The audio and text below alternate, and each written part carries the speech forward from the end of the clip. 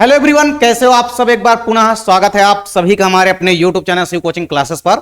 उम्मीद करता हूं आप सभी मस्त होंगे, बेहतर होंगे, आप सभी की पढ़ाई भी अच्छे से चल रही होगी। तो आज की इस वीडियो में हम देखने वाले हैं 2 से 3 इंपॉर्टेंट क्वेश्चन जो कि आपके बोर्ड एग्जाम के लिए काफी इंपॉर्टेंट है। सबसे पहले आज की इस वीडियो में यहां पे हम देखेंगे, सबसे पहले जो हम टॉपिक देखेंगे वो है हमारा वंशागति का क्रोमोसोम सिद्धांत, यानी क्रोमोसोमल थ्योरी ऑफ इनहेरिटेंस।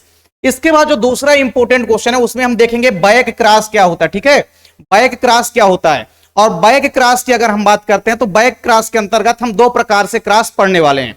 तो बैक क्रॉस के अंतर्गत पहला जो हम पढ़ेंगे उसको हम बोलते हैं आउट क्रॉस। क्या बोलते हैं? पहला जो हम क्रॉस पढ़ेंगे उसको हम बोलते हैं आउट क्रॉस। और जो दूसरा क्रॉस है वो होता है टेस्ट क्रॉस, यानी कि जिसको हम परीक्षण संकरण बोलते हैं, या इसको हम परीक्षणार्थ संकरण, कहीं कहीं पे आपको ऐसा लिखा भी मिल सकता है। ठीक है, परीक्षणार्थ, कहीं कहीं पे आपको ऐसा लिखा भी मिल सकता है परीक्षणार्थ संकरण। ठीक है, तो बात वही है। तो परीक्षण संकरण क्या है या परीक्षणार्थ संकरण क्या होता है, बैक क्रॉस क्या होता है, वंशागति का क्रोमोसोम सिद्धांत क्या है, काफी इंपॉर्टेंट टॉपिक है। तीनों के तीनों क्वेश्चन काफी इंपॉर्टेंट है आपके बोर्ड एग्जाम के लिए। तो इन क्वेश्चनों को आपको अच्छे से तैयार करना है। चलिए वीडियो को स्टार्ट करते हैं। सबसे पहले हम बात करते हैं वंशागति का क्रोमोसोम सिद्धांत। ठीक है, वंशागति का क्रोमोसोम सिद्धांत यानी chromosomal theory of inheritance. Simple सा क्वेश्चन है, काफी आसान सा क्वेश्चन है, बहुत आपको परेशान होने की जरूरत इसमें बिल्कुल भी नहीं है। सबसे पहले अगर बात करते हैं तो आप लोगों को एक चीज पता है कि जो गुणसूत्र होते हैं, गुणसूत्र कैसे होते हैं? हमेशा जोड़े में पाए जाते हैं। कैसे पाए जाते हैं? गुणसूत्र हमेशा जोड़े में पाए जाते हैं। तो एक बात तो आपको पहले से पता है, जो वंशागति का क्रोमोसोम सिद्धांत है ये कई सारी बातों को बताता है। पहली बात तो यही है कि जो गुणसूत्र होते हैं ये हमेशा कैसे पाए जाते हैं? जोड़े में पाए जाते हैं। जैसे जीन होते हैं, जीन भी गुणसूत्रों के समान ही समानता दर्शाते हैं। जैसे गुणसूत्र जीनों में गुणसूत्र जैसे जोड़े में पाए जाते हैं, उसी प्रकार से जीन भी कैसे पाए जाते हैं?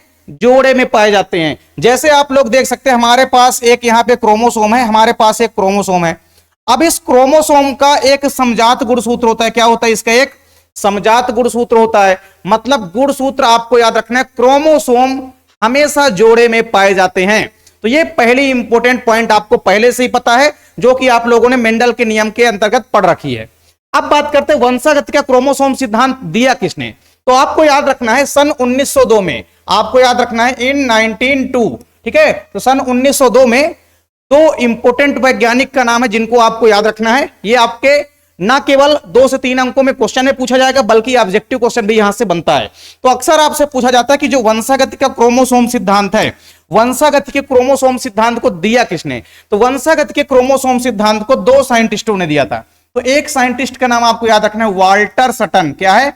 एक साइंटिस्ट का नाम है वाल्टर सटन, और दूसरे जो साइंटिस्ट हैं वो है थियोडोर वावेरी। वो है थियोडोर वावेरी। ठीक है, थियोडोर बोवेरी है ना, तो थियोडोर बोवेरी, ये 2 साइंटिस्ट है ना, वाल्टर सटन और थियोडोर बोवेरी।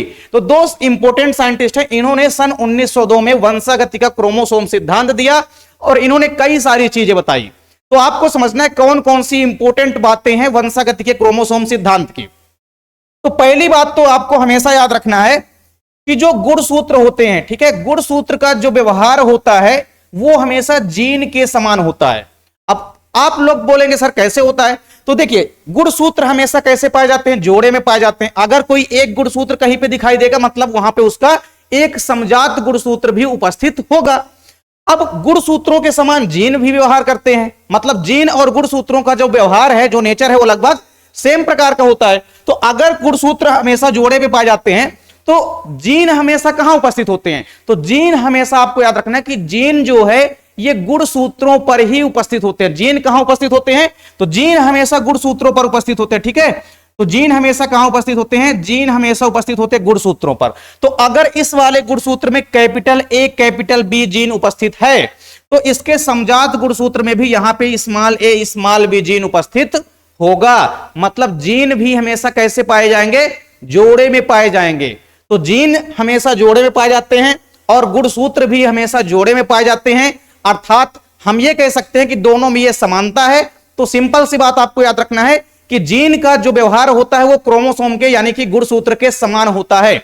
तो क्रोमोसोमल थ्योरी ऑफ इनहेरिटेंस की पहली इंपॉर्टेंट बात तो यही है कि आपको याद रखना है कि गुणसूत्र का जो व्यवहार होता है या बिहेवियर होता है वो जीन के समान होता है। जैसे जीन जो हमेशा जोड़े में पाए जाते हैं उसी प्रकार से गुणसूत्र भी हमेशा जोड़े में पाए जाते हैं। अब आपको एक चीज और पता है कि एक पीढ़ी से दूसरी पीढ़ी में जो लक्षणों का निर्धारण होता है वो किसके माध्यम से होता है? जीन के माध्यम से होता है। तो आपको याद रखना है कि जो लक्षणों का निर्धारण होता है, ठीक है, लक्षणों का जो निर्धारण होता है एक पीढ़ी से जो दूसरी पीढ़ी में लक्षण जो है रूपांतरित होते हैं या स्थानांतरित होते हैं, तो आप कह सकते हो तो लक्षणों का निर्धारण कौन करता है? तो लक्षणों के निर्धारण की जब भी बात आती है तो एक पीढ़ी से दूसरी पीढ़ी पर लक्षणों का निर्धारण कौन करता है? तो हमेशा आपको याद रखना है कौन करता है? जीन करता है। तो एक पीढ़ी से दूसरी पीढ़ी में जो लक्षण दिखाई देंगे उसकी वजह मेन क्या है? जीन। अब इस जीन को एक पीढ़ी से दूसरी पीढ़ी में ले जाने वाला कौन है? तो इस जीन को एक पीढ़ी से दूसरी पीढ़ी में ले जाने वाला कौन है? गुणसूत्र। कौन है? गुणसूत्र। तो ये हमारे पास क्या है? गुणसूत्र। और गुणसूत्र की अगर हम बात करते हैं तो ये अनुवांशिकता के वाहक होते हैं, यानी जो भी अनुवांशिक लक्षण है उनको एक पीढ़ी से दूसरी पीढ़ी तक ले जाने का काम कौन करेगा? गुणसूत्र करेगा। कौन करेगा? गुणसूत्र करेगा। यह बात आपको क्लियर हो गई। और गुणसूत्रों के अंदर ही रेखीय क्रम में जीन उपस्थित होते हैं। जैसे मान लीजिए हमारे पास ये क्या है? गुणसूत्र है। अब आपको पता है कि गुणसूत्र के अंदर क्या होते हैं? गुणसूत्र के अंदर होते हैं डीएनए। गुणसूत्र के अंदर क्या होते हैं? पूरे के पूरे गुणसूत्र के अंदर आपको डीएनए दिखाई देते हैं। क्या दिखाई देते हैं? इस प्रकार से डबल स्टैंडर्ड डीएनए दिखाई देता है। तो गुणसूत्रों के अंदर होते हैं डीएनए और फिर इन्हीं डीएनए के अंदर पाए जाते हैं रेखीय क्रम में जीन। यानी जीन हमेशा गुणसूत्रों में एक रेखीय क्रम में पाए जाते हैं, एक लिनियर वे में पाए जाते हैं। ये पॉइंट आपको नोट करना है। तो आपको दो तीन इंपॉर्टेंट पॉइंट समझ में आ गई। सबसे पहली बात तो ये समझ में आ गई कि ये जो हमारा वंशागति का क्रोमोसोम सिद्धांत है इसको दिया किसने? तो इसको दिया था वाल्टर सटन एवं थियोडोर बोबेरी ने दिया। किस सन में दिया? तो 1902 में दिया। सन भी आपको याद रखना है, इसका सन भी इंपॉर्टेंट है। फिर इसके बाद आपको याद रखना है कि पहली पॉइंट तो आपको हमेशा याद रखनी है कि गुणसूत्र हमेशा जोड़े में पाए जाते हैं। गुणसूत्र हमेशा जोड़े में पाए जाते हैं, पेयर में पाए जाते हैं। और सेम उसी प्रकार से जीन भी हमेशा जोड़े में पाए जाएंगे। तो यानी जीन का जो व्यवहार है, जो नेचर है, वो किसके समान हुआ? गुणसूत्र के समान हुआ। तो गुणसूत्र और जीन का व्यवहार समान होता है, यह बात हम कह सकते हैं, बिल्कुल कह सकते हैं। तो पहला पॉइंट तो आपको समझ में आ गया कि गुणसूत्र का जो व्यवहार होता है वो किसके समान होता है? जीन के समान होता है। दूसरी बात क्या है कि गुणसूत्र हमेशा जोड़े में पाए जाते हैं। ये पॉइंट तो हमने आपको पहले ही कवर करा दी कि गुणसूत्र हमेशा याद रखना है आपको पेयर में दिखाई देंगे, जोड़े में दिखाई देंगे। तीसरी बात आपको ध्यान में रखना है कि गुणसूत्र जो है युग्म के विसंयोजन से ही जीन का विसंयोजन होता है। जब गुणसूत्र का विसंयोजन होगा, जब गुणसूत्र के क्रोमेटिड अलग होंगे तभी जाकर के जीन के क्रोमेटिड भी अलग होंगे। जीन में क्रोमेटिड नहीं होंगे, पर जैसे ही गुणसूत्र क्या होगा? विसंयोजित होगा। मतलब गुणसूत्र की संरचना से जब फेरबदल होगा, इधर से उधर गुणसूत्र जो है ट्रांसफर होंगे, तो वैसे ही जीन भी एक स्थान से दूसरे स्थान तक ट्रांसफर होगा। मतलब जैसे ही गुणसूत्र के युग्म जो जोड़े हैं इनका विसंयोजन होगा, ये आपस में अलग होंगे। देखिए ये दोनों गुणसूत्र, ठीक, ये एक हमारे पास गुणसूत्र है और इस गुणसूत्र का एक समजात गुणसूत्र हमारे पास ये है। तो ये बताइए ये गुणसूत्र अब किस में उपस्थित है? जोड़े में। तो अगर ये दोनों गुणसूत्र जब अलग होंगे, ये दोनों गुणसूत्र अलग होंगे, तो इनमें उपस्थित जो जीन है ये भी क्या होंगे? अलग होंगे। तो यही पॉइंट है कि जब गुणसूत्र युग्म का विसंयोजन होता है, मतलब गुणसूत्र का जो जोड़ा है जब वो अलग होगा तभी जीन भी अलग होंगे। आप ये बताइए इसके जीन अलग हो जाएंगे अगर ये गुणसूत्र अलग हुआ तो, और ये वाले जीन इस गुणसूत्र के अलग हो जाएंगे। इसका मतलब यह है कि जब गुणसूत्र का विसंयोजन होता है, मतलब गुणसूत्र के जो जोड़े हैं जब ये विसंयोजित होते हैं, अलग अलग होते हैं, तो जीन भी विसंयोजित हो जाते हैं, जीन भी क्या हो जाते हैं? अलग अलग हो जाते हैं। तीसरी पॉइंट भी आपको समझ में आ गई होगी। चौथा पॉइंट आपको देखना है, एक जोड़ा दूसरे जोड़े से स्वतंत्र रूप से विसंयोजित होता है। मतलब जैसे आप सपोज करिए आपके पास दो गुणसूत्र हैं, अब दोनों गुणसूत्र में जो जीन उपस्थित हैं, तो एक गुणसूत्र के जीन दूसरे गुणसूत्र के जीन के साथ स्वतंत्र रूप से वंशागति दर्शा सकते हैं, मतलब स्वतंत्र रूप से क्रिया कर सकते हैं, पूरी तरह से स्वतंत्र हैं क्रिया करने के लिए। तो सिंपल सी बात है कि अगर अलग अलग गुणसूत्रों पर जीन उपस्थित हैं तो वो जीन आपस में एक दूसरे से स्वतंत्र रूप से क्रिया कर सकते हैं। तो ये चौथा पॉइंट है। ये चारों इंपॉर्टेंट पॉइंट आपको याद रखना है। वंशागति का क्रोमोसोम सिद्धांत क्या है तो आपको बताना है किसने दिया? सटन एवं बोबेरी ने दिया, और इसके इंपॉर्टेंट पॉइंट आपको बता देना है। तो आपको यह बात तो समझ में आ गई कि लक्षणों का जो निर्धारण होता है एक पीढ़ी से दूसरी पीढ़ी पर, वो किसके द्वारा होता है? जीनों के द्वारा होता है। अब जीनों को ढोने का काम कौन करता है? एक पीढ़ी से दूसरी पीढ़ी पर ले जाने का काम कौन करता है? तो यह काम करता है गुणसूत्र। इसीलिए गुणसूत्र को हम क्या बोलते हैं? गुणसूत्र को हम बोलते हैं आनुवांशिकता का वाहक। क्या बोलते हैं? गुणसूत्र को हम क्या बोलते हैं? आनुवांशिकता का वाहक बोलते हैं। ठीक है, आनुवांशिकता का वाहक। वाहक मतलब कैरियर, ढोने वाला, ले जाने वाला एक पीढ़ी से दूसरी पीढ़ी में। तो जीनों को ढो करके कौन ले जाएगा? गुणसूत्र, क्योंकि जीन किसके अंदर उपस्थित होते हैं? गुणसूत्र के। और गुणसूत्र अगर आपसे कोई पूछ दे किसके अंदर होते हैं, तो ये उपस्थित होते हैं किसके अंदर? केंद्रक के अंदर। और केंद्रक किसके अंदर उपस्थित होता है? तो आप बोलेंगे सर कोशिका के अंदर। तो बिल्कुल सही, आप लोगों को यही चीज याद रखना है कि किसी भी कोशिका के अंदर क्या होते हैं? कोशिका के अंदर न्यूक्लियस यानी कि केंद्रक होता है, और फिर केंद्रक के अंदर होते हैं क्रोमोसोम। तो सिंपल सी बात है, आप एक चीज बताइए, जब निषेचन की प्रक्रिया होती है तो उसमें नर युग्मक व मादा युग्मक आपस में मिलते हैं। कौन कौन आपस में मिलते हैं? नर युग्मक और मादा युग्मक। तो ये मान लीजिए हमारे पास नर युग्मक है और ये हमारे पास क्या है? मादा युग्मक। तो ये नर युग्मक हो गया यानी कि मेल गैमीट हो गया। ये क्या हो गया? ये नर युग्मक हो गया। और ये क्या हो गया? ये हमारे पास मान लेते हैं कि मादा युग्मक है यानी कि फीमेल गैमीट। तो हमारे पास मेल गैमीट और फीमेल गैमीट यानी कि नर व मादा युग्मक हमारे पास उपस्थित हैं। अब सिंपल सी बात यह है, आपको एक चीज पता है कि युग्मक जो होते हैं, युग्मक यानी गैमीट, गैमीट हमेशा आपको याद रखना है ये कैसे होते हैं? हेप्लॉइड होते हैं। कैसे होते हैं? गैमीट हमेशा आपको याद रखना है, गैमीट जो होते हैं ये हेप्लॉइड होते हैं। कैसे होते हैं? हेप्लॉइड यानी कि हेप्लॉइड का मतलब होता है आगुणित। कैसे होते हैं? आगुणित। तो युग्मक जो होते हैं आगुणित होते हैं। तो जब ये दोनों युग्मक मिलेंगे तो आप एक चीज ये बताइए, ये जो कोशिका है, ये जो नर युग्मक की कोशिका है और ये मादा युग्मक की कोशिका है, तो सिंपल सी बात तो ये है, आपको थोड़ा सा यहां पे समझना पड़ेगा कि अगर हमारे पास ये नर युग्मक की कोशिका है तो नर युग्मक और मादा युग्मक आपस में मिलेंगे। ठीक, अब ये नर युग्मक की मान लीजिए कोशिका है, ठीक, और ये मादा युग्मक की कोशिका। अब इनके अंदर क्या होगा? जो नर युग्मक वाली कोशिका है इसके अंदर भी क्या होगा? केंद्रक उपस्थित होगा। और ये जो मादा युग्मक वाली कोशिका इसके अंदर भी क्या होगा? केंद्रक उपस्थित होगा। और इन केंद्रकों के अंदर क्या होता है? ये तो मान लीजिए क्या हो गए? ये केंद्रक हो गए। ये क्या हो गए? ये तो न्यूक्लियस हो गए। ये न्यूक्लियस हो गए यानी कि केंद्रक हो गए। अब केंद्रक के अंदर क्या होते हैं? केंद्रक के अंदर होते हैं क्रोमोसोम। तो ये बताइए, जब ये दोनों आपस में युग्मक मिलेंगे, नर व मादा युग्मक, तो इनके अंदर के केंद्रक भी आपस में मिलेंगे। और जब इनके अंदर के केंद्रक आपस मिलेंगे तो फिर इनके अंदर के गुणसूत्र भी आपस में एक दूसरे से मिलेंगे। और जब आपस में गुणसूत्र भी एक दूसरे से मिलेंगे तो आपस में जीन भी एक दूसरे के मिलेंगे। तो जब कुल मिलाकर के दो युग्मक के जीन यहां पे मिलेंगे तो जो लक्षण उत्पन्न होगा किसी भी संतान के अंदर, वो माता और पिता दोनों का लक्षण होगा। ऐसा हम मान के चलते हैं। ऐसा हो सकता है कि किसी का लक्षण प्रभावी है, अगर पिता का लक्षण प्रभावी है तो हो सकता है वो लक्षण बच्चे के अंदर ज्यादा दिखाई दें, और माता के लक्षण अगर अप्रभावी हैं तो हो सकता है कि वो लक्षण थोड़ा कम दिखाई दे। पर दिखाई तो दोनों के लक्षण देंगे, क्योंकि दोनों के जीन आए हुए हैं। तो जीन कुल मिलाकर के एक पीढ़ी से दूसरी पीढ़ी तक किसके माध्यम से पहुंचते हैं? तो ये एक पीढ़ी से दूसरी पीढ़ी तक पहुंचते हैं किसके माध्यम से? क्रोमोसोम के माध्यम से। तो क्रोमोसोम एक पीढ़ी से दूसरी पीढ़ी पर लक्षणों को निर्धारित करने वाले जीन को ले जाने का काम करता है। इसीलिए हम क्या बोलते हैं? इसीलिए हम गुणसूत्र को क्या बोलते हैं? इसीलिए हम गुणसूत्र को बोलते हैं आनुवांशिकता का वाहक, कैरियर ऑफ इनहेरिटेंस। ठीक है, तो ये बात आपको ध्यान में रखनी है। तो वंशागत के क्रोमोसोम सिद्धांत खत्म हो चुका है, आप लोग स्क्रीनशॉट ले सकते हैं। वंशागत के क्रोमोसोम सिद्धांत में आपको बस इतना ही इंपॉर्टेंट टर्म आपको एक्सप्लेन करना है। अब हम बात करते हैं किसकी? अब हम बात करते हैं संकर पूर्वज संकरण की, यानी कि जिसको हम बोलते हैं बैक क्रॉस। क्या बोलते हैं? Back cross. तो बैक क्रॉस का मतलब क्या है? कि हमको बैक जाना है। क्या जाना है? बैक मतलब पीछे की ओर जाना है। अब पीछे की ओर कैसे जाएंगे? तो आप सपोज करिए आपके पास कोई एक लक्षण है, आपने एक लक्षण लिया पौधे की लंबाई। क्या ले लिया? पौधे की लंबाई। तो लंबाई के अनुसार पौधा लंबा होगा, सॉरी ऊंचाई लेना है, तो ऊंचाई के अनुसार पौधा क्या होगा? ऊंचाई के अकॉर्डिंग पौधा या तो लंबा होगा या तो बौना होगा। तो यहां पे मान लीजिए हम लंबे पौधे ले रहे हैं। कौन से पौधे ले रहे हैं? अगर यहां पे हम लंबे पौधे ले रहे हैं तो लंबे पौधे हमने लिया, ठीक है, लंबा पौधा।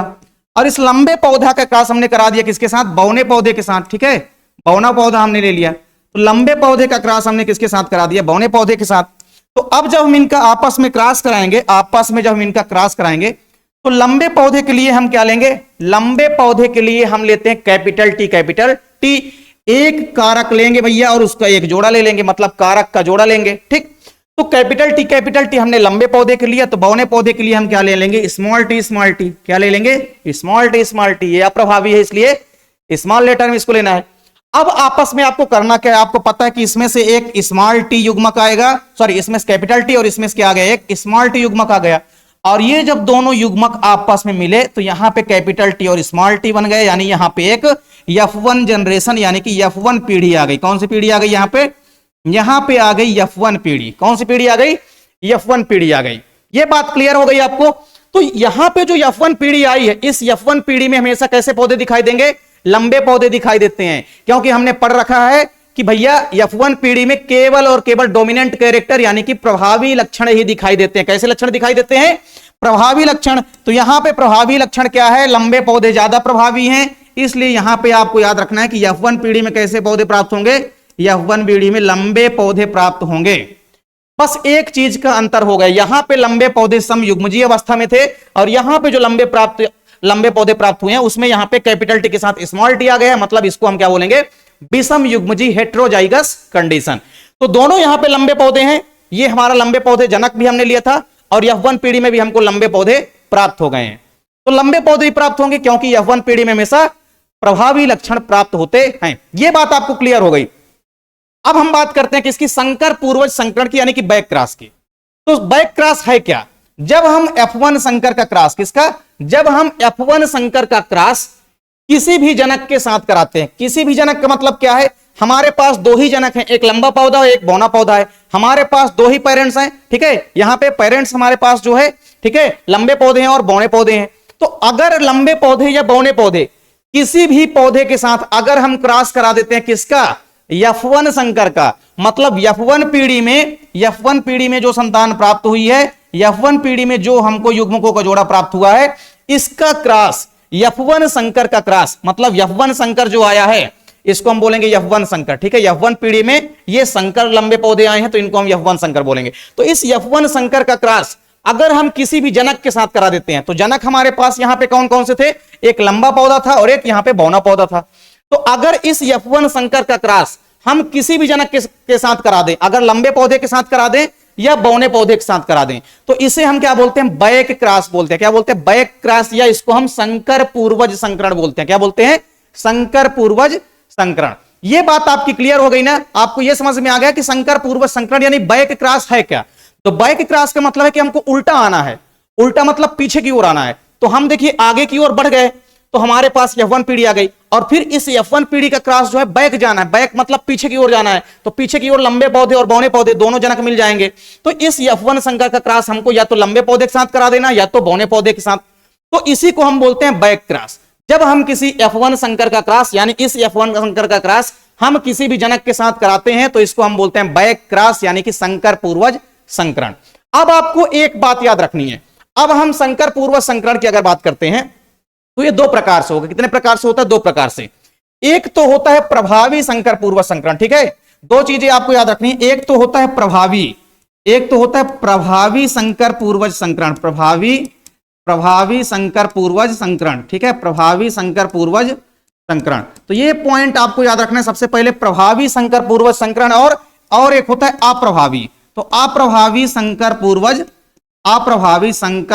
संकरण, ठीक है, अप्रभावी संकर पूर्वज संकरण, ठीक है, अप्रभावी संकर पूर्वज संकरण। तो ये, तो अगर हम बात करते हैं बैक क्रॉस की तो ये दो प्रकार से होते हैं, एक तो होता है प्रभावी संकर पूर्वज संकरण और एक होता है अप्रभावी संकर पूर्वज संकरण। अब आपको थोड़ा सा यहां पे डिफरेंस या अंतर जो इनमें है वो आपको समझ लेना है। अगर इस F1 संकर का क्रॉस हम इस प्रभावी जनक के साथ कराते हैं, किसके साथ कराते हैं? इस प्रभावी जनक के साथ कराते हैं, तब इसको हम क्या बोलते हैं? तब इसको हम बोलते हैं प्रभावी संकर पूर्वज संकरण, ठीक है। तो प्रभावी जनक के साथ अगर हम करा रहे हैं इस F1 संकर का क्रॉस तो इसको हम बोलेंगे प्रभावी संकर पूर्वज संकरण। इसका एक और नाम है, आपको याद रखना है, इसको हम आउट क्रॉस भी बोलते हैं। क्या बोलते हैं? इसको हम आउट क्रॉस भी बोलते हैं। और जो हमारा दूसरा है प्रभावी संकर पूर्वज संकरण, इसको हम बोलते हैं परीक्षण संकरण। क्या बोलते हैं? इसको हम बोलते हैं परीक्षण संकरण, या आप लोग परीक्षणार्थ संकरण भी आप लोग लिख सकते हैं, क्योंकि आपके बुक में कई जगह परीक्षणार्थ भी लिखा मिलता है। तो कुल मिला के टेस्ट क्रॉस है, टेस्ट करना है मतलब परीक्षण करना है, या परीक्षणार्थ आप लिख सकते हैं, बात वही है। तो परीक्षणार्थ संकरण यानी इसको हम बोलते हैं क्या? इसको हम बोलते हैं टेस्ट क्रॉस। क्या बोलते हैं? इसको हम बोलते हैं टेस्ट क्रॉस। तो आपको यह समझ में आया कि बैक क्रॉस जो है दो प्रकार से होते हैं, एक होता है आउट क्रॉस और दूसरा होता है टेस्ट क्रॉस यानी कि परीक्षण संकरण। तो हमने क्या कहा कि अगर इस F1 संकर का क्रॉस हम जब कराएंगे किसके साथ, लंबे पौधे के साथ, यानी कि प्रभावी जनक के साथ, ठीक है, तो इसको हम क्या बोलते हैं, प्रभावी संकर पूर्वज संकरण या कि आउट क्रॉस। और अगर इस F1 संकर का क्रॉस इस कैपिटल टी स्मॉल टी जो हमारी F1 पीढ़ी में संतानें प्राप्त हुई है, इसका क्रॉस अगर हम बौने पौधे के साथ कराते हैं, इसका मतलब यह है कि अगर अप्रभावी जनक के साथ, ये हमारे पास प्रभावी जनक है, लंबे पौधे हमारे पास क्या है, लंबे पौधे प्रभावी जनक हैं, और ये हमारे पास अप्रभावी जनक है, ये हमारे पास क्या है, ये हमारे पास अप्रभावी जनक है। तो अगर इस F1 संकर का क्रॉस हम करा रहे हैं किसके साथ, इस अप्रभावी जनक के साथ, रेसेसिव कैरेक्टर के साथ करा रहे हैं, तो सिंपल सी बात है, इसको हम क्या बोलेंगे, इसको हम बोलेंगे टेस्ट क्रॉस यानी कि परीक्षण संकरण। ठीक, अब आपको यहां पे दोनों को आसानी से एक्सप्लेन करना है। सबसे पहले हम बात करते हैं किसकी, सबसे पहले हम बात करते हैं आउट क्रॉस की। किसकी बात करते हैं, आउट क्रॉस की। तो आउट क्रॉस में क्या होगा, आउट क्रॉस को हम बोलते हैं प्रभावी संकर पूर्वज संकरण। क्या बोलते हैं, प्रभावी संकर पूर्वज संकरण, यानी कि प्रभावी जनक के साथ हमको F1 पीढ़ी का क्रॉस करा देना है। तो आप लोग बताइए F1 पीढ़ी में क्या आया हुआ हमारे पास, F1 पीढ़ी में आई है कैपिटल टी और स्मॉल टी। F1 पीढ़ी में क्या आया हुआ है, F1 पीढ़ी में हमारे पास आया हुआ है कैपिटल टी और स्मॉल टी। तो ये हमारे पास हो गए कैपिटल टी और स्मॉल टी। अब इस कैपिटल टी स्मॉल टी का क्रॉस हमको किसके साथ कराना है, इस कैपिटल टी स्मॉल टी का क्रॉस हमको कराना है इस प्रभावी पौधे के साथ, यानी कि कैपिटल टी के साथ कराना है। ठीक है, प्रभावी जनक के साथ कराना है। तो प्रभावी जनक क्या है, कैपिटल टी। तो हम यहां पे करा देंगे कैपिटल टी स्मॉल टी का क्रॉस हम करा देंगे किसके साथ, कैपिटल टी के साथ। तो ये हमारा F1 पीढ़ी की संतान है और ये हमारा जनक है। ठीक है, तो अगर ये प्रभावी जनक है और ये हमारे पास F1 संकर में जो प्राप्त हुआ है वो, तो इस F1 संकर का या F1 पीढ़ी में जो प्राप्त हुई है युग्मक, इसका क्रॉस हम कराएंगे किसके साथ, प्रभावी जनक के साथ। तो इसको हम बोलेंगे आउट क्रॉस। तो आउट क्रॉस आप लोग करा के देख सकते हैं। तो आप लोग यहां पे आसानी से क्रॉस भी करा सकते हैं। ठीक है, आप लोग यहां पे आसानी से क्रॉस करा सकते हैं। ठीक है, कैसे आप लोग क्रॉस करा सकते हैं, तो आप लोग क्रॉस करा सकते हैं यहां पे इजिली। ठीक है, थोड़ा सा आपको यहां पे चेंज करना पड़ेगा। ठीक, अब यहां पे देखिए, यहां पे इस प्रकार से आप क्रॉस करा सकते हैं। अब हमारे पास क्या क्या उपस्थित है यहां पे आप लोग देख लेंगे। तो हमारे पास कैपिटल टी स्मॉल टी है, तो हमारे पास ये कैपिटल टी हो गया और ये स्मॉल टी, और फिर ये कैपिटल टी, तो ये हमारे पास कैपिटल टी हो गया और ये कैपिटल टी। अब इसका अगर आप क्रॉस कराएंगे तो कैपिटल टी मिलेगा, तो यहां पे कैपिटल टी आ जाएगा। फिर कैपिटल टी इस स्मॉल टी के साथ क्रिया करेगा तो कैपिटल टी स्मॉल टी आ जाएगा। फिर कैपिटल टी फिर से कैपिटल टी के साथ क्रिया करेगा तो यहां पे फिर से कैपिटल टी आ गया, और यहां पे कैपिटल टी स्मॉल टी के साथ क्रिया करेगा तो फिर से कैपिटल टी और स्मॉल टी आ गया। तो कैपिटल टी जो हमारे पास पौधे प्राप्त हुए हैं ये शुद्ध लंबे पौधे हैं। ये क्या है, शुद्ध लंबे पौधे। तो आप लोग देख सकते हैं शुद्ध लंबे पौधे कितने प्राप्त हुए, शुद्ध लंबे पौधों की अगर हम बात करते हैं, शुद्ध लंबे पौधे, ठीक है, शुद्ध लंबे पौधे कितने प्राप्त हुए, शुद्ध लंबे पौधे हमको 2 प्राप्त हुए। और संकर लंबे पौधे, इनको शुद्ध का मतलब क्या है, शुद्ध का मतलब है समयुग्मजी। तो अगर समयुग्मजी का मतलब क्या है कि अगर दोनों जीन एक समान है, तो यहां पे कैपिटल टी क्या है, दोनों एक समान है। तो दोनों कारक या एलील या जीन अगर एक समान है तो इसको हम क्या बोलते हैं, समयुग्मजी। तो ये लंबे पौधे हैं, ये भी लंबे पौधे हैं, लेकिन ये समयुग्मजी लंबे पौधे हैं, तो इसको हम लिख सकते हैं शुद्ध लंबे पौधे, या इसको आप समयुग्मजी भी यहां पे लिख सकते हैं। ठीक है, इनको आप समयुग्मजी भी लिख सकते हैं। ठीक है, समयुग्मजी लंबे पौधे। तो ये समयुग्मजी लंबे पौधे यानी शुद्ध लंबे पौधे, तो इनकी संख्या कितनी है, 2। और फिर आप देखेंगे संकर लंबे पौधे। संकर लंबे पौधे का मतलब क्या है, जो F1 पीढ़ी में प्राप्त होते हैं वो भले ही लंबे पौधे प्राप्त हो गए, भले ही प्रभावी लक्षण प्राप्त हो गया, लेकिन ये जो प्रभावी लक्षण प्राप्त हुआ ये विषम युग्मजीय अवस्था में प्राप्त होता है, जिसको हम विषम युग्मजीय संकृत अवस्था कहते हैं।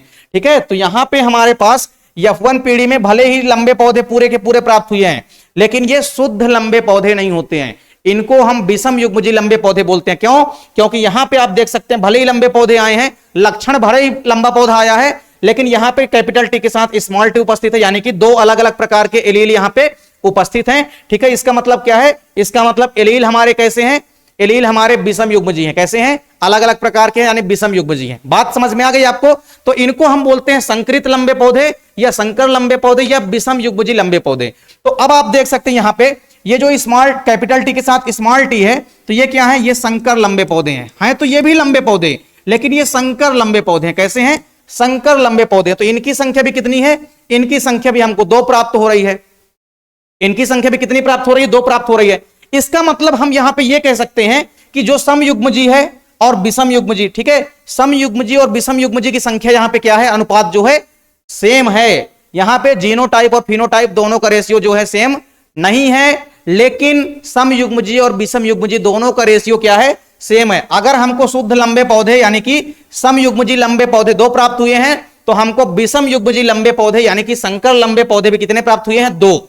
मतलब यहां पे आप सिंपल सी बात कह सकते हैं कि homozygous and heterozygous conditions are same. तो सेम कंडीशन है, आप देख सकते हैं सम युग्मजी व विषम युग्मजी जो हमारे पास पौधे प्राप्त हुए हैं, दोनों का रेशियो क्या है, सेम है। तो यहां पे सम युग्मजी व विषम युग्मजी का रेशियो सेम होता है।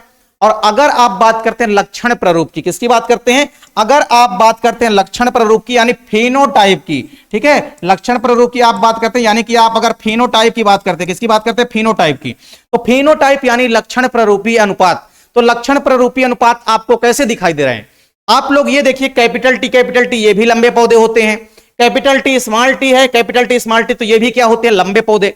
मतलब इसका रिजल्ट क्या आया, इसका लक्षण क्या आया, अगर हम किसी F1 पीढ़ी का क्रॉस अगर हम किसी भी प्रभावी जनक के साथ कराते हैं, तो पूरे के पूरे 100% जो है लंबे पौधे प्राप्त होते हैं, यानी कि 100% जो लक्षण है वो जनक के समान प्राप्त हो रहे हैं, ठीक है। तो ये चीज आपको याद रखना है, पूरे के पूरे जो 100%, ठीक है, 100% लंबे पौधे, पूरे के पूरे जो कैरेक्टर प्राप्त हो रहे हैं, पूरे के पूरे जो यहां पे पौधे प्राप्त हो रहे हैं, वो कैसे प्राप्त हो रहे हैं, लंबे पौधे प्राप्त हो रहे हैं, ठीक है। तो 100% यहां पे लंबे पौधे हमको प्राप्त होते हैं। तो कहां प्राप्त होते हैं, 100% लंबे पौधे प्राप्त होते हैं प्रभावी संकर पूर्वज संकरण यानी कि आउट क्रॉस में। तो अगर हम F1 पीढ़ी का क्रॉस किसी प्रभावी जनक के साथ कराते हैं, तो इसको हम बोलते हैं आउट क्रॉस। और आउट क्रॉस में अगर हमने क्रॉस कराया, ये हमने हमारी F1 पीढ़ी में क्या आया था, कैपिटल टी स्मॉल टी, तो ये कैपिटल टी स्मॉल टी हो गया। और ये प्रभावी जनक है कैपिटल टी, तो कैपिटल टी हमने ले लिया। अब इनका क्रॉस जब हमने कराया यहां पे, तो हमको 4 प्रकार की संतानें यहां पे मिली, और चारों ही प्रकार की संतानें कैसी है, लंबी है, यानी कि लंबे पौधे प्राप्त हुए हैं। सब में यहां पे कैपिटल टी उपस्थित है, इसका मतलब सभी के सभी क्या है, लंबे पौधे हैं। तो 100% लंबे पौधे प्राप्त होते हैं। तो जीन प्ररूप व लक्षण प्ररूप यहां पे सेम नहीं है, लेकिन सम युग्मजी व विषम युग्मजी यहां पे अवस्था क्या है, सेम है। तो सम युग्मजी का अनुपात भी कितना है, सम युग्मजी आप देख सकते हैं 2 है, और विषम युग्मजी भी कितने हैं, 2 हैं। इसको आप सिंपल रेशियो में तोड़ेंगे तो 1:1 आएगा, यानी सम युग्मजी व विषम युग्मजी का अनुपात यहां पे 1:1 बराबर है। लेकिन लक्षण प्ररूप और जीन प्ररूप यहां बराबर नहीं है। अगर आप जीन प्ररूप की बात करते हैं, तो यहां पे कितने प्रकार से जीनोटाइप प्राप्त हो रहे हैं, ठीक है। तो यहां पे 2 प्रकार से हमको जीन की संरचना जो है प्राप्त हो रही है, ठीक है, सिंपल सी बात है, कैपिटल टी और स्मॉल टी। तो ये बात आपको याद रखनी है कि अगर जब भी हम किसी F1 संकर का क्रॉस प्रभावी जनक के साथ कराते हैं, तो 100% जो है लंबे पौधे प्राप्त होते हैं। ये पॉइंट आपको याद रखना है। ये है आपका आउट क्रॉस यानी प्रभावी संकर पूर्व संकरण, ठीक है। ये पेपर में कम जम आता है, लेकिन अगला जो है हमारा, इसका स्क्रीनशॉट आप लोग लेना चाहते हैं तो ले सकते हैं। अब इसके बाद हमारा जो अगला है वो है परीक्षण संकरण। वो क्या है हमारा, टेस्ट क्रॉस यानी कि परीक्षण संकरण, ठीक है। तो हमको कंप्लीट करना है टेस्ट क्रॉस को हम क्या बोलते हैं, टेस्ट क्रॉस को हम बोलते हैं परीक्षण संकरण। क्या बोलते हैं, परीक्षण संकरण, या इसको हम अप्रभावी संकर पूर्वज संकरण भी बोल सकते हैं। तो इसको हम बोलते हैं परीक्षण संकरण। क्या बोलते हैं, इसको हम बोलते हैं परीक्षण संकरण। तो परीक्षण संकरण में हम क्या करते हैं, परीक्षण संकरण में हम F1 पीढ़ी का क्रॉस किसके साथ कराते हैं, अप्रभावी जनक के साथ। तो F1 पीढ़ी में क्या आया हुआ है, F1 पीढ़ी में आया हुआ है कैपिटल टी और स्मॉल टी, और इस कैपिटल टी स्मॉल टी का क्रॉस हमको कराना है अप्रभावी जनक के साथ। तो अप्रभावी जनक कौन सा होता है, तो अप्रभावी जनक जो है बौने पौधे थे, तो बौने पौधे यानी कि स्मॉल टी और स्मॉल टी थे, ठीक। तो आप यहां पे देख सकते हैं, ठीक है, आप यहां पे क्या देख सकते हैं, आप यहां पे क्या देख सकते हैं, इनका आप लोग क्रॉस कराएंगे। तो आप लोग किसी भी प्रकार से क्रॉस करा सकते हैं, डायरेक्ट क्रॉस करा सकते हैं, या आप लोग पुनेट मेथड से भी क्रॉस करा सकते हैं। तो आप लोग सिंपल से क्रॉस करा सकते हैं, ठीक है। इनका आपस में अगर आप लोग क्रॉस कराएंगे, तो यहां पे आप क्रॉस करा दीजिए, यहां पे आप एक मेल बना दीजिए, एक इधर फीमेल बना दीजिए, ठीक। अब आपको करना क्या है, देखिए कैपिटल टी स्मॉल टी है, तो ये कैपिटल टी और स्मॉल टी आ गया, स्मॉल टी, तो ये स्मॉल टी आ गया एक, और एक स्मॉल टी ये आ गया। अब देखिए कैपिटल टी क्रिया करेगा स्मॉल टी के साथ, तो यहां पे कैपिटल टी स्मॉल टी आएगा। फिर ये स्मॉल टी है, और ये स्मॉल टी इस स्मॉल टी के साथ क्रिया करेगा, तो स्मॉल टी आएंगे। फिर देखिए ये स्मॉल टी फिर से है, और ये कैपिटल टी के साथ क्रिया करेगा, तो कैपिटल टी स्मॉल टी आएगा, और यहां पे फिर से स्मॉल टी आ जाएगा। तो यहां पे हमको क्या समझ में आ रहा है, यहां पे हमको अगर हम जीन प्ररूप की बात करते हैं, ठीक है, अगर हम अगर हम जीन प्रारूप की बात करते हैं, किसकी बात करते हैं, अगर हम जीन प्रारूप की बात करते हैं, ठीक है, जीन प्रारूप यानी कि जीनोटाइप की, तो जीन प्रारूप की अगर हम बात करते हैं तो देखिए कितने प्रकार से जीन की संरचना हमको प्राप्त हो रही है। तो जीन की संरचना देखिए, एक तो कैपिटल टी स्मॉल टी प्रकार की प्राप्त हो रही है, कैपिटल टी स्मॉल टी, और एक हमको प्राप्त हो रही है स्मॉल टी, यानी दो प्रकार से जीनों की संरचना हमको यहां पे प्राप्त हो रही है। तो कैपिटल टी स्मॉल टी की संख्या कितनी है, 2 है, स्मॉल टी की संख्या भी कितनी है, 2 है, यानी 2:1। तो सरल रेशियो में अगर आप देखेंगे तो 1:1 का अनुपात आएगा। ठीक, तो जीन प्रारूपीय अनुपात अगर इनका 1:1 आ रहा है। अब बात करते हैं इनके लक्षण प्रारूपीय अनुपात की, किसकी बात करते हैं, लक्षण प्रारूपीय अनुपात की। तो लक्षण आपको कितने दिखाई दे रहे हैं, लक्षण प्रारूपीय अनुपात का मतलब क्या है कि कितने लक्षण हमको दिखाई दे रहे हैं F2 पीढ़ी में। तो ये जो F2 पीढ़ी आई है, ये जो F2 पीढ़ी है, ये तो F1 पीढ़ी हो गई। यहां तक आप सेम बनाएंगे, यहां तक आप किसी में भी सेम बनाएंगे, इसको और इसको F1 पीढ़ी तक आप सेम बनाएंगे। उसके बाद फिर आप F1 पीढ़ी में जो आया है, इस F1 पीढ़ी का क्रॉस आप करा देंगे किसके साथ, आप क्रॉस करा देंगे किसके साथ, इस बौने पौधे के साथ, यानी कि अप्रभावी जनक के साथ। ठीक है, तो ये हमारे पास शुद्ध लंबे पौधे आए थे किसमें, शुद्ध लंबे आए थे, यानी पूरे के पूरे 100% लंबे पौधे आए थे किसमें, आउट क्रॉस में, यानी कि प्रभावी संकर पूर्व संकरण में। अब हम बात कर रहे हैं किसकी, अब हम बात कर रहे हैं टेस्ट क्रॉस की। तो टेस्ट क्रॉस में हमको देखना है लक्षण प्रारूपीय अनुपात, कितने प्रकार के लक्षण प्राप्त हो रहे हैं। तो ये बताइए आप लोग, कैपिटल टी अगर उपस्थित है इसका मतलब प्रभावी लक्षण है, तो लंबे पौधे होंगे। यहां पे भी कैपिटल टी उपस्थित है, मतलब यहां पे लंबे पौधों की संख्या कितनी है, लंबे पौधे प्राप्त हो रहे हैं। और स्मॉल टी भी यहां पे है, स्मॉल टी अगर दोनों समयुग्मजीय अवस्था में है अप्रभावी, तो यहां पे मतलब स्मॉल टी, इसका मतलब यहां पे बौने पौधे भी प्राप्त हो रहे हैं। कैसे पौधे प्राप्त हो रहे हैं, बौने पौधे भी प्राप्त हो रहे हैं। तो यहां पे हमको लंबे पौधे दिखाई दे रहे हैं, कौन से पौधे हमको दिखाई दे रहे हैं, लंबे पौधे। ठीक है, लंबे पौधे और कौन से पौधे दिखाई दे रहे हैं, लंबे पौधे और बौने पौधे। क्या दिखाई दे रहे हैं, लंबे पौधे और बौने पौधे। तो लंबे पौधों की संख्या कितनी है, 1, 2, तो आप लोग 2 लिख सकते हैं, और बौने पौधों की संख्या भी कितनी है, 2। तो इनका भी अगर आप लोग सरल अनुपात देखेंगे तो 1:1 ही आएगा। ठीक, तो यहां पे हमको क्या देखने को मिल रहा है कि जीनोटाइप और फिनोटाइप रेशियो दोनों क्या है, समान है। देख सकते हैं आप लोग, जीन प्रारूपीय अनुपात भी हमारा 1:1 आया, और लक्षण प्रारूपीय अनुपात भी हमारा 1:1 आया। इसका मतलब हमने क्या देखा कि अगर हम किसी F1 संकर का क्रॉस या F1 पीढ़ी का क्रॉस किसी अप्रभावी जनक के साथ कराते हैं, तो हमको जीनोटाइप और फिनोटाइप रेशियो क्या मिलता है, सेम मिलता है। ठीक है, तो ये पॉइंट आप लोग नोट कर लेंगे। ये है हमारा टेस्ट क्रॉस यानी कि परीक्षण संकरण। ये आपके एग्जाम में कई बार पूछा गया है, तो इसको आप लोग अच्छे से तैयार कर लेंगे। ठीक है, तो आज की इस वीडियो में हमने यहाँ पे 3 इंपोर्टेंट क्वेश्चन कवर कराए हैं। वंशागत का क्रोमोसोम सिद्धांत, टेस्ट क्रॉस और पैक क्रॉस के अंतर्गत हमने एक आउट क्रॉस देखा। तो ये तीनों इंपोर्टेंट क्वेश्चन है, आपके बोर्ड एग्जाम के लिए काफी इंपोर्टेंट है। अच्छे से आप लोग इन क्वेश्चनों को तैयार करिए। उम्मीद करता हूं वीडियो आपको पसंद आई होगी। वीडियो अच्छी लगे तो आप लोग लाइक कमेंट जरूर करें, साथ ही साथ दोस्तों के बीच भी आप लोग ज्यादा से ज्यादा वीडियो को शेयर करें। मिलते हैं आप लोगों से नेक्स्ट वीडियो में, तब तक के लिए जय हिंद, वंदे मातरम।